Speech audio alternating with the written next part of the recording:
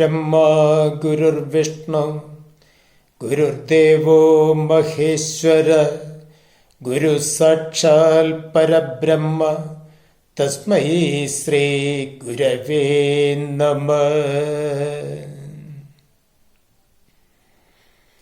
ആദരണീയരായ എല്ലാ സനാതനധർമ്മ വിശ്വാസികൾക്കും ഭാരതീയം യൂട്യൂബ് ചാനലിലേക്ക് സ്വാഗതം.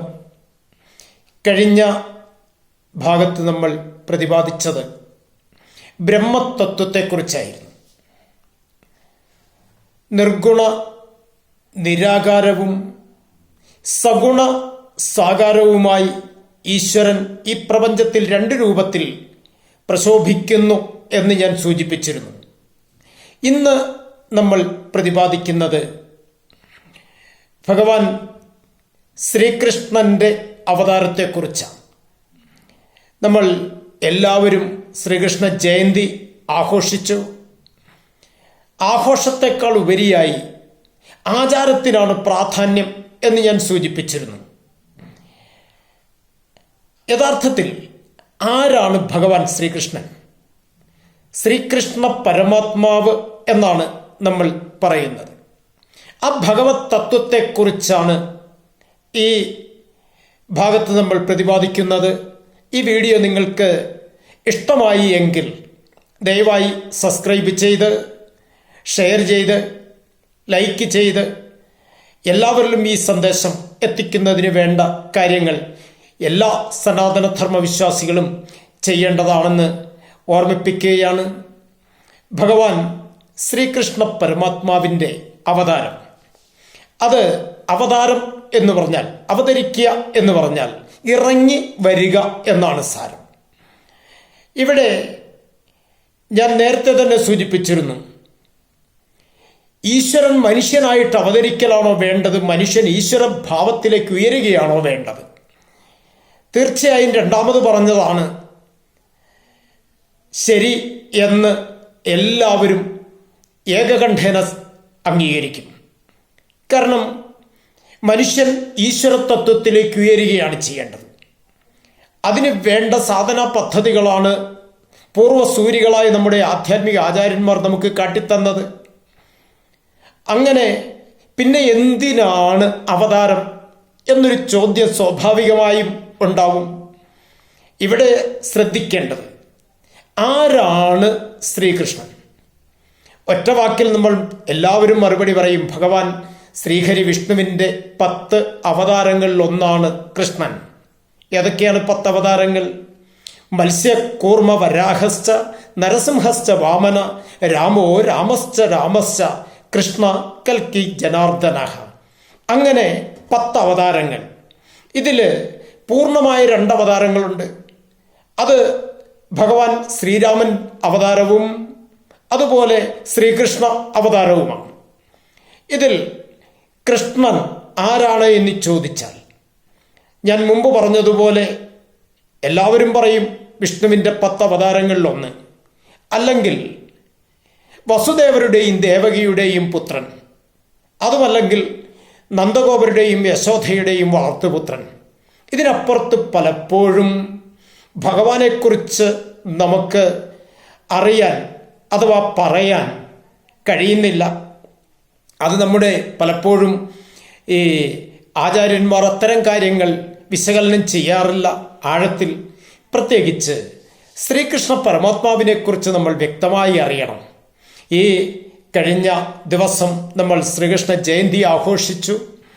ഭഗവാനെ സംബന്ധിച്ചിടത്തോളം ഭഗവാന്റെ അവതാരം അത്രത്തോളം പ്രാധാന്യമുള്ളതാണ്. ആരാണ് ഭഗവാൻ? ഭഗവാൻ എന്ന വാക്കിൻ്റെ അർത്ഥം തന്നെ ഭഗം എന്ന യോഗ്യതയുള്ള ആളാണ് ഭഗവാൻ. എന്താണ് ഭഗം?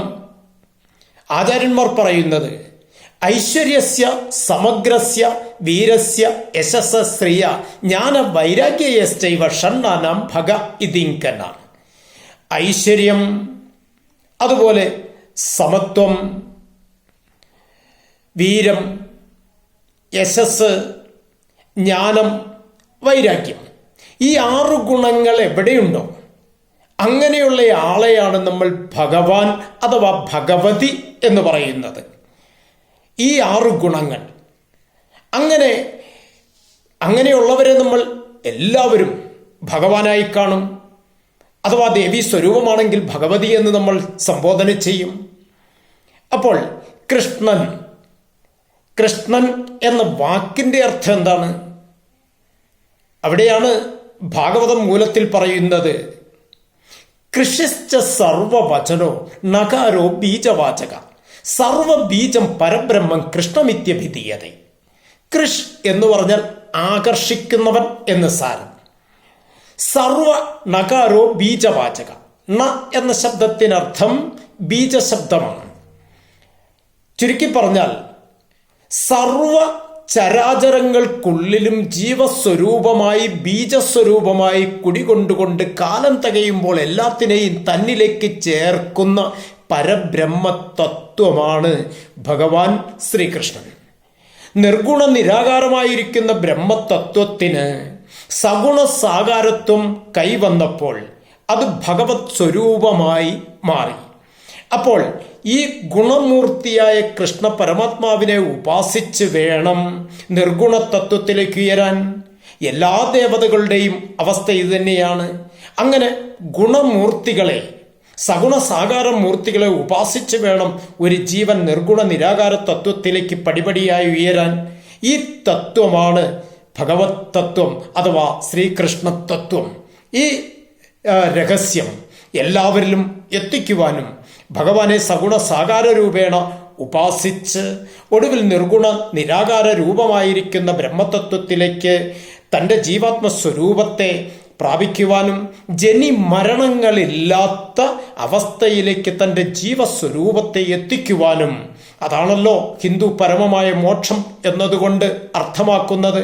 ആ പരമമായ മുക്തിക്ക് വേണ്ടി യത്നിക്കുവാൻ എല്ലാ സനാതന ധർമ്മവിശ്വാസികളെയും ഒരിക്കൽ കൂടി ആഹ്വാനം ചെയ്യുകയാണ്.